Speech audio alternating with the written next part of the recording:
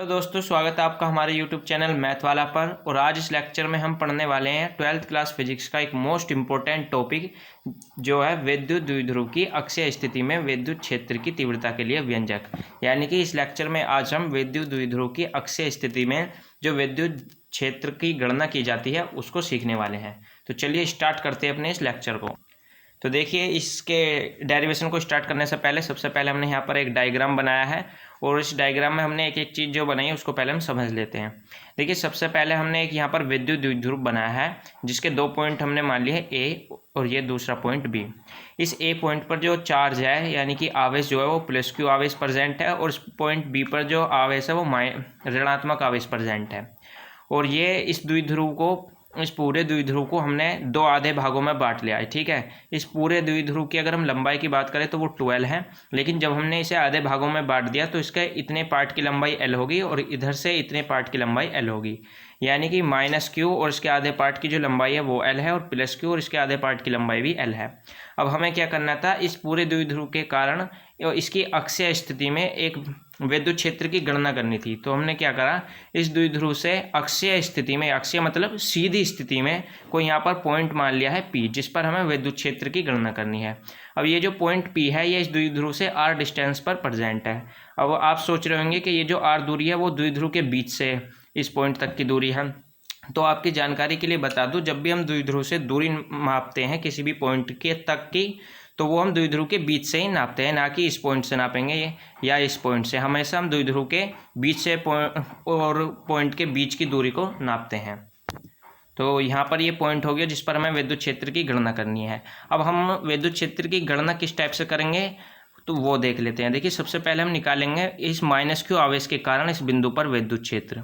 उसके बाद निकालेंगे हम इस +q आवेश के कारण इस बिंदु P पर विद्युत क्षेत्र। उसके बाद हम क्या करेंगे, टोटल इस द्विध्रुव के कारण विद्युत क्षेत्र की गणना कर देंगे इस पॉइंट पर, जो हमारा हो जाएगा आंसर। अब यहाँ देखिए, हमने यहाँ लिखा है E1 और ये लिखा है E2। E1 की डायरेक्शन हमने P से अपोजिट दिखा रखी है और E2 की डायरेक्शन हमने इधर की साइड में दिखा रखी है। तो ये इसका मतलब ये है, या कह सकते हैं कि ऐसा क्यों हुआ है। देखिए, हमेशा E क्या है, विद्युत क्षेत्र है। तो जो विद्युत क्षेत्र होता है उसकी जो डायरेक्शन होती है वो हमेशा +q आवेश से दूर होती है। यानी कि ये बता रही है E1 जो है इसकी डायरेक्शन इधर को होगी और जो विद्युत क्षेत्र है उसकी डायरेक्शन हमेशा -q आवेश की तरफ होती है। तो यहाँ -q आवेश के कारण E2 की जो डायरेक्शन है वो इस चार्ज की तरफ है और E1 की डायरेक्शन इस +q से अपोजिट डायरेक्शन में है। अब हमें ये तो पता है कि -q आवेश के कारण हमें इस बिंदु पर विद्युत क्षेत्र की गणना करनी है पहले, उसके बाद +q आवेश के कारण इस बिंदु P पर विद्युत क्षेत्र की गणना करनी है। लेकिन गणना करने के लिए हमें द्विध्रुव और इस पॉइंट के बीच की डिस्टेंस तो पता है, लेकिन अभी इस -q और इस पॉइंट P के बीच की डिस्टेंस क्या है वो नहीं पता है। तो वो हमने इसमें निकाली थी, जो आई थी r-l। अब ये r-l आई कहाँ से, वो एक बार समझ लेते हैं। देखिए, द्विध्रुव के बीच से और इस पॉइंट तक की जो दूरी है वो r है। अब हमें निकालनी थी केवल यहाँ से लेके इस पॉइंट के बीच की दूरी। तो उसके लिए हमने क्या करा, हमने देखा कि इस -q और द्विध्रुव के बीच तक की जो दूरी है वो L है और पूरी यहाँ से लेकर R है। अगर हमें इतनी डिस्टेंस चाहिए तो हमने इस पूरी R में से इस L को क्या कर दिया, माइनस कर दिया, जिससे हमें क्या होएगा, केवल इतनी ही डिस्टेंस मिलेगी। तो इसीलिए हमने लिखा -q और पॉइंट P के बीच की जो डिस्टेंस है वो r-l आएगी। यानी कि अगर हम R में से L को घटा देंगे तो हमें यहाँ से लेके यहाँ तक की डिस्टेंस मिल जाएगी। आई होप आपको इतना समझ में आ गया होगा। अब देखिए, +q आवेश के कारण भी देख लेते हैं। हमें केवल यहाँ से लेके यहाँ तक की डिस्टेंस पता है जो कि है r, लेकिन हमें क्या करना है, यहाँ से लेके इस +q आवेश से लेके इस पॉइंट P तक की डिस्टेंस चाहिए। उसके लिए हमने क्या करा, ये जो यहाँ से लेके यहाँ तक की दूरी जो है वो L है, तो हमने क्या करा, इस पूरी R में इस L को ऐड कर दिया। ऐड करने पर क्या हुआ, हमें यहाँ से लेके इस पॉइंट तक की डिस्टेंस का पता लग गया जो कि आएगी r+l। तो यदि हम R में L को ऐड कर देते हैं तो हमें क्या मिलेगा, यहाँ से लेके यहाँ तक की डिस्टेंस मिल जाएगी। तो अब हमने क्या कर लिया, -q आवेश के कारण भी -q आवेश और इस पॉइंट के बीच की भी डिस्टेंस निकाल ली और +q आवेश और पॉइंट P के बीच की भी डिस्टेंस निकाल ली। इतना ही आपको इस डायग्राम में करना था। अब हमने जो भी डायग्राम में बनाया है उसको एक बार थ्योरेटिकली रूप में लिखना होता है हमें। अगर हम ऐसा नहीं करते हैं तो एग्ज़ाम में हमारे मार्क्स कटने के चांस रहते हैं और ज़्यादातर मार्क्स कट ही जाते हैं अगर हम डायग्राम की थ्योरी नहीं लिखते हैं। तो देखिए, थ्योरी में हमने सेम वही लिखा है जो चीज़ हमने इस द्विध्रुव में बनाई है। तो देख लेते हैं एक बार थ्योरी वाला पार्ट भी। तो देखिए थ्योरी में हमने सबसे पहले लिखा है कि माना एक विद्युत द्विध्रुव ए बी। देखिए हमने स्टार्टिंग में एक द्विध्रुव बनाया था ए बी, वही हमने लाइन लिख दी है कि माना एक विद्युत द्विध्रुव ए बी जिस पर दो विपरीत आवेश -q तथा +q उपस्थित है। तो आपने अभी देखा था ये जो चित्र है हमारा विद्युत द्विध्रुव का, इसमें +q और -q दोनों विपरीत आवेश क्या है उपस्थित हैं। यही चीज़ हमने क्या करा थ्योरी में लिख दिया। उसके बाद लिखा है माना कोई बिंदु P द्विध्रुव की अक्षीय स्थिति में r दूरी पर रखा है। तो आप देख सकते हैं इस द्विध्रुव की अक्षीय स्थिति में एक बिंदु P रखा है और इसके बीच की डिस्टेंस भी जो है वो आ रही है। तो जो भी हमने चित्र में बनाया सेम वही हम लिखते चल रहे हैं। अब आगे देखिए क्या लिखा है, माना -q से P तक की दूरी r - l है। देखिए अभी हमने निकाला था -q और पॉइंट P के बीच की जो डिस्टेंस थी वो r - l थी, तो वही लाइन हमने यहाँ लिख दी है। तथा +q से P तक की जो दूरी है वो r + l है। ये भी हमने अभी निकाल लिया था कि +q और पॉइंट P के बीच की जो दूरी है वो r + l है। तब अब यहाँ तक क्या हुआ, हमारी जो थ्योरी वाला पार्ट था इस डायग्राम के लिए वो कंप्लीट हो गया। अब हम क्या करेंगे, इसका डेरिवेशन स्टार्ट कर देंगे। तो देखिए मैंने बताया था कि सबसे पहले हम -q आवेश के कारण इस पॉइंट पर विद्युत क्षेत्र की गणना करेंगे। उसके बाद इस +q आवेश के कारण इस पॉइंट P पर विद्युत क्षेत्र निकालेंगे। उसके बाद टोटल इस द्विध्रुव के कारण निकाल देंगे। तो सबसे पहले -q आवेश के कारण इस पॉइंट पर विद्युत क्षेत्र की तीव्रता का व्यंजक निकालते हैं। तो देखिए हमने लिखा है -q आवेश के कारण बिंदु P पर विद्युत क्षेत्र। अब देखते हैं कितना आएगा वो। तो देखिए आपने पिछले लेक्चर में पढ़ा होगा या अपने क्लासों में पढ़ा होगा कि एक आवेश के कारण किसी r दूरी पर रखे किसी बिंदु पर जो विद्युत क्षेत्र होता है, जो विद्युत क्षेत्र का मान होता है वो होता है E बराबर 1/4πε0q/r², जहाँ E विद्युत क्षेत्र की ये वाला आवेश होता है और r² में जो r है ये होती है दूरी आवेश और पॉइंट P के बीच की दूरी के।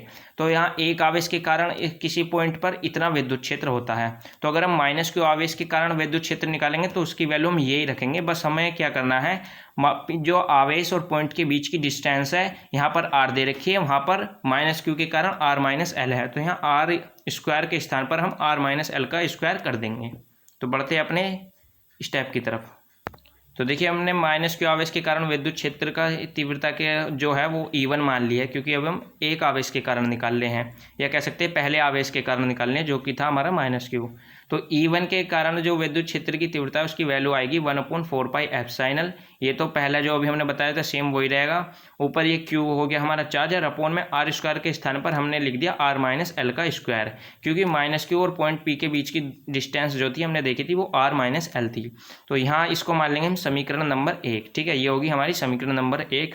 अब हमने -q के बाद हम क्या करेंगे, तथा +q आवेश के कारण बिंदु P पर विद्युत क्षेत्र। अब देखिए +q आवेश के कारण विद्युत क्षेत्र कितना होगा, इसको मान लिया हमने E2 बराबर 1/4πε0q/r + l का होल स्क्वायर। अब कि यहाँ r + l क्यों आया है, क्योंकि यहाँ r जो थी r आता है यहाँ पर, लेकिन r क्या थी, आवेश और पॉइंट के बीच की डिस्टेंस। तो +q और उस पॉइंट के बीच की डिस्टेंस कितनी अभी हमने देखी थी डायग्राम में, r + l। तो हमने यहाँ r² के स्थान पर क्या लिख दिया, r + l का स्क्वायर लिख दिया। अब ये क्या हो जाएगी, इक्वेशन नंबर 2। अब यहाँ पर हमने -q के कारण भी निकाल लिया विद्युत क्षेत्र, कितना मिलेगा हमें, +q आवेश के कारण भी विद्युत क्षेत्र निकाल लिया। अब हम क्या करेंगे, उस द्विध्रुव के कारण टोटल विद्युत क्षेत्र निकाल लेंगे इस पॉइंट P पर। तो हमने नीचे लिखा है तब बिंदु P पर कुल विद्युत क्षेत्र। अब देखिए कुल जो विद्युत क्षेत्र आएगा वो आएगा E बराबर E1 - E2, यानी कि हमें क्या करना है, E1 में से E2 को माइनस कर देना है, तो हमें टोटल विद्युत क्षेत्र मिल जाएगा। अब E1 के स्थान पर हमने नीचे E1 की वैल्यू रखी और माइनस के चिन्ह एज इट इज लगाया, उसके बाद E2 की वैल्यू रखी। E1 की वैल्यू थी 1/4πε0q/r - l का स्क्वायर, फिर माइनस का चिन्ह 1/4πε0q/r + l का होल स्क्वायर। अब यहाँ देखिए आप, यहाँ पर इधर भी 1/4πε0 और ऊपर q है, इधर भी 1/4πε0 और ऊपर q है। तो इन दोनों तरफों से हम क्या कर सकते हैं, q/4πε0 को कॉमन ले सकते हैं। तो हमने क्या करा, q/4πε0 को कॉमन ले लिया, यानी कि q/4πε0 को बाहर निकाल लिया, और यहाँ बचेगा 1/r - l का होल स्क्वायर, जो कि हमने एज इट इज लिख दिया। उसके बाद ये माइनस का चिन्ह भी एज इट इज डाल लिया, और इधर बचेगा ये 1/r + l का होल स्क्वायर, ये भी हमने नीचे एज इट इज लिख लिया। अब आपको क्या करना है, इस e को नहीं छेड़ना है और ना ही इस q/4πε0 को छोड़ना है, या कह सकते हैं छेड़ना है। हमें जो है इतना पार्ट जो है ये सोल्व कर लेना है, जो लिखा है 1/r - l² एल का होल स्क्वायर माइनस 1/r+l का होल स्क्वायर। इस वाले पार्ट को क्या कर लेना, सोल्व कर लेना है। तो हमने नेक्स्ट लाइन में क्या लिखा, ई एज इट इज लिख लिया, ये वाला q/4πε0 भी एज इट इज लिख लिया। और यहाँ इसको सोल्व करने के लिए हमने r+l के होल स्क्वायर की मल्टीप्लाई इधर ऊपर वाले 1 से करी, तो ये ऊपर आ जाएगा r+l का होल स्क्वायर। उसके बाद माइनस का चिन्ह था तो वो एज इट इज लगा दिया। अब इस r-l के होल स्क्वायर की मल्टीप्लाई इस वाले 1 से करी, तो इधर आ गया r-l का होल स्क्वायर। अब उसके बाद हमने क्या करा, बटे का निशान लगा के नीचे की साइड में r-l के होल स्क्वायर और r+l के होल स्क्वायर की आपस में मल्टीप्लाई कर दी। तो यहाँ हमारा बना r+l का होल स्क्वायर माइनस r-l का होल स्क्वायर अपॉन में r-l का होल स्क्वायर इंटू में r+l का होल स्क्वायर। अब इतना करने के बाद देखिए यहाँ पर हम a+b के होल स्क्वायर वाला फॉर्म बन लिए हैं और यहाँ पर a-b के होल स्क्वायर वाली फॉर्म बन रही है। तो हम जानते हैं जो a+b का होल स्क्वायर का फॉर्मूला होता है वो होता है a² + b² + 2ab, और जो ये बन रही है a-b के होल स्क्वायर वाली फॉर्म। तो हम जानते हैं a-b का जो होल स्क्वायर का फॉर्मूला होता है वो होता है a² + b² - 2ab। उसी के अकॉर्डिंग हम क्या कर देंगे, इनका प्रसार कर देंगे। तो प्रसार करने के लिए हमने क्या करा, ये एज इट इज लिखा q/4πε0, इससे अभी हमारा कोई मतलब नहीं है। और यहाँ r+l का होल स्क्वायर को a+b के होल स्क्वायर के अकॉर्डिंग जब हम खोलेंगे तो यहाँ बनेगा हमारा r² + l² + 2rl, ठीक है। उसके बाद हमने क्या करा, ये माइनस का चिन्ह एज इट इज तारा। अब यहाँ a-b के होल स्क्वायर वाली फॉर्म के अकॉर्डिंग अगर हम इसका प्रसार करेंगे तो ये हमारा बनेगा r² + l² माइनस का 2rl। अब उसके बाद हमने नेक्स्ट लाइन में क्या करना है, ये बटे में r-l का होल स्क्वायर इंटू में r+l का whole square as it is तार लिया। अब हमें क्या करना है, ये जो माइनस चिन्ह बाहर था इस माइनस चिन्ह के अंदर जो संख्या ये लिखी हुई है इसमें मल्टीप्लाई कर देंगे। तो इससे क्या होगा, जो संख्या प्लस की होगी वो माइनस में कन्वर्ट हो जाएगी और जो संख्या माइनस की होगी वो प्लस में कन्वर्ट हो जाएगी। तो देखिए नेक्स्ट पेज पर, तो देखिए ई तो हमने एज इट इज तार लिया, q/4πε0 भी एज इट इज तार लिया, और यहाँ पर ये r² + l² + 2rl भी अभी एज इट इज था। उसके बाद जब हमने माइनस के अंदर मल्टीप्लाई करी तो r² प्लस का था तो ये माइनस का हो गया, l² भी प्लस का था इसलिए ये भी माइनस का हो गया, लेकिन 2rl ये जो है ये माइनस का था तो मल्टीप्लाई होने पर माइनस के चिन्ह की ये प्लस का बन गया। उसके बाद हम देख रहे थे कि ये r² इधर माइनस का है, इधर r² प्लस का है, इधर l² माइनस का है, इधर l² प्लस का है। तो इस r² से ये r² कट गया, इस l² से ये l² कट गया, और ये प्लस का 2rl है, ये भी प्लस का 2rl है। इन दोनों को हम नेक्स्ट लाइन में या नेक्स्ट स्टेप में हम क्या कर देंगे, इसको ऐड कर देंगे। तो ऐड करने पर हमारा क्या बनेगा, E as it is q/4πε0 as it is, और ये 2rl और ये वाला 2rl ऐड होने के बाद बन गया 4rl, और अपॉन में r-l का होल स्क्वायर इंटू में r+l का होल स्क्वायर जो है एज इट इज चल रहा है। अब यहाँ देखिए ये जो r है और ये जो l है, इसमें भी जो r है और l है ये क्या है, दूरी थी द्विध्रुव के अंदर। जब हमने डायग्राम बनाया था तो वहाँ पर जो था l की जो वैल्यू थी वो बहुत छोटी थी r से। एक बार हम आपको डायग्राम भी दिखा देते हैं।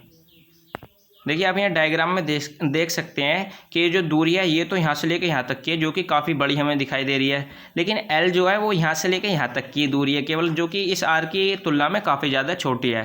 तो ऐसी कंडीशन में हम क्या करेंगे, हम शो करके दिखाएंगे कि जो l² है, L की जो वैल्यू है वो R से बहुत छोटी है, और बहुत छोटी होने के कारण हम इस L की वैल्यू को 0 ही मान लेंगे, ठीक है, जब डेरिवेशन हम करेंगे। तो देखिए सबसे पहले हमने क्या करा, यहाँ शो करके दिखाया कि जो L की वैल्यू है वो बहुत बहुत बहुत छोटी है R से। तो ऐसी कंडीशन में हमने L को मान लिया 0। तो L को 0 मानने का मतलब ये है कि जहाँ जहाँ पर यहाँ L लिखा हुआ है वहाँ पर हम 0 रख देंगे।